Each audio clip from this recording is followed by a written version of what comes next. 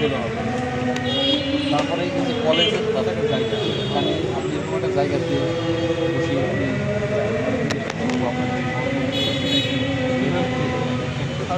এটা একটা public place না, এখানে অনেক লোকজন আছে, এটা কলেজ, একটা প্রতিষ্ঠান, শিক্ষা প্রতিষ্ঠান, এটা পরিবেশের বিষয় আছে, এখানে আপনি বসে এরকম বিষয় করতেছেন।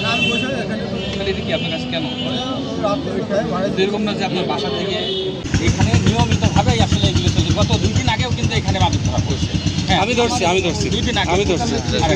তাহলে এই দোকানগুলো থেকে নিয়মিত মামলা দিয়েছে। প্রতিনিয়ত এখানে মাদক ব্যবসা চলছে, মাদকের কারবার চলছে। আমার শিক্ষা প্রতিষ্ঠানটা ভিতরে সব সময় এই ছেলেপেলে মাদক খাচ্ছে, ওখানে মাদক নিচ্ছে, বাইরের থেকে আসতেছে, তারা এসে ওখানে মাদক নিচ্ছে। এই ছেলেপেলেগুলো তো আমি নিয়ন্ত্রণ করতে পারতেছি। আপনি এখানে ইয়ে করবেন না, আপনার যদি দোকানদার অনুমতি না থাকে কলেজের জায়গায় এখানে দোকান খুলে দেওয়ার জন্য এমপি মহোদয় যে ফলক উন্মোচন করে গেছে, এখানে সৌন্দর্য বর্ধন। চা বেছেন তো আপনি, এটা কেন? ওটা স্যার আমি একটু খাই মাঝে মধ্যে, সাধারণ বেশি না স্যার। যেটা আইনে খাওয়া নিষেধ, সেটা কি আপনি খেতে পারবেন?